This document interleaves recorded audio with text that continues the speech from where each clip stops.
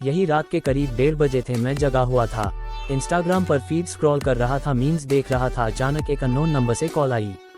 मुझे समझ में नहीं आया कि इतनी रात को आखिर कौन हो सकता है। मैंने सोचा इग्नोर कर देता हूँ, अगर कोई इंपॉर्टेंट कॉल होगी तो दोबारा आ जाएगी। आई इग्नोर इट, लेकिन वो ऑफ फिर आई। मैंने इस बार कॉल उठा ली। मैंने हेलो बोला, सामने से आवाज़ आई हेलो। अचानक से पूरा मूड बदल गया मेरा, क्योंकि ये आवाज़ कुछ जानी पहचान सी लग रही थी।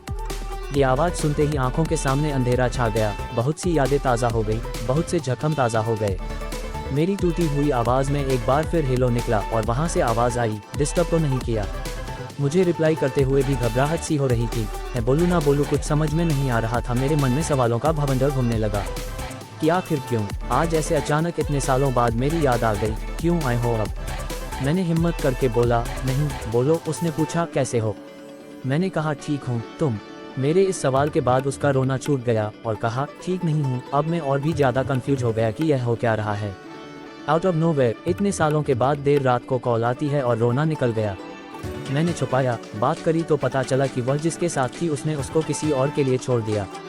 वो जैसे जैसे बता रही थी कि जिस तरह से वो गिड़गिड़ाई उसके लिए, उसे रुकने के लिए, उसके प्यार के लिए, उसी तरह मैं भी गिड़गिड़ाया था एक दिन, उसी के लिए, उसी के प्यार के लिए। और जिस तरह से उस लड़के ने मुड़कर नहीं देखा उसे, उसी तरह उसने भी नहीं मुड़ के देखा था मुझे। मेरे आंखों में आंसू थे और चेहरे पर मुस्कुराहट। किसी के कर्मों की सज़ा उसे बखूबी मिली है, किसी के सच्चे प्यार को ठुकराने की सज़ा बड़ी शिद्दत से मिली। वो रोते रोते मुझसे माफ़ी मांगने लगी, बहुत माफ़ी मांगी, बहुत मिन्नतें की कि मैं उसे माफ़ करके उसे अपना लूँ, उसे अपनी ज़िंदगी में वापस बुला लूँ। मैंने उसे कई साल प्यार किया था, कई साल लग गए मुझे उसके प्यार से उभरने में। वो लौटी तो ऐसा लगा जैसे मेरी ज़िंदगी, मेरी खुशियाँ लौट आई। मैंने उसे माफ़ कर दिया। फिर उसने मुझसे पूछा, क्या तुम मुझे अपनाओगे।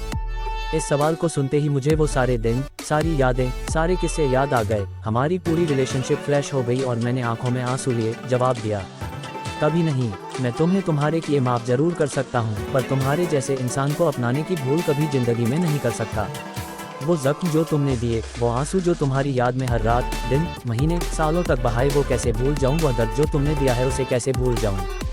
ये जो हुआ है ना तुम्हारे साथ, ये तुम्हारे कर्मों की सज़ा है और इसे तुम्हें भुगतना पड़ेगा ना चाह कर भी।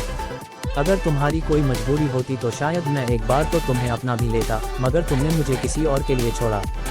You replaced me, how can I forget, I am sorry. लेकिन मैं तुम्हारे साथ अब और नहीं चल सकता, हो सके तो दोबारा कॉल मत करना। इतना कहते ही मैंने फ़ोन रख दिया। ये पहली बार था जो मैंने उसको ना कहा था। मुझे रोना तो बहुत आया और मैं रोया भी, पर मैंने गलतियां दौरान दोहराने की भूल नहीं की। जिंदगी में एक वक्त ऐसा आता है जब आपको दिल नहीं दिमाग से काम लेना पड़ता है। दिल अक्सर बहका देता है पर दिमाग सब जानता है, सही गलत सब कुछ जानता है। हम सारी जिंदगी दिल की सुनते रहते हैं और दिमाग को इग्नोर करते रहते हैं। कितना गलत करते हैं हम। कुछ लव स्टोरियाँ ऐसी भी होती है जिन्हें अक्सर हमारे ज़िंदगी में छोड़कर जाना ही पड़ता है। दोस्तों, रिश्तों की कदर किया करो, क्या पता आज जो है आपके साथ कल न हो, इसीलिए ज़िंदगी को ऐसे जियो जैसे कल हो ही नहीं। हर रिश्ते में थोड़ी नोक झोंक होती है, इसका मतलब ये नहीं कि आप उस इंसान से हमेशा के लिए जुदा हो जाओ, क्योंकि वो वक्त दोबारा नहीं आता आपके लाइफ में। इसीलिए अपने रिश्तों की कदर करें। आपने अगर स्टोरी पूरी पढ़ी हो और कोई मिस्टेक हुआ हो तो उसके लिए क्षमा चाहता हूँ। आप हमें कमेंट करके बता सकते हैं कि कैसी लगी आपको ये love story. Please write a comment of the story.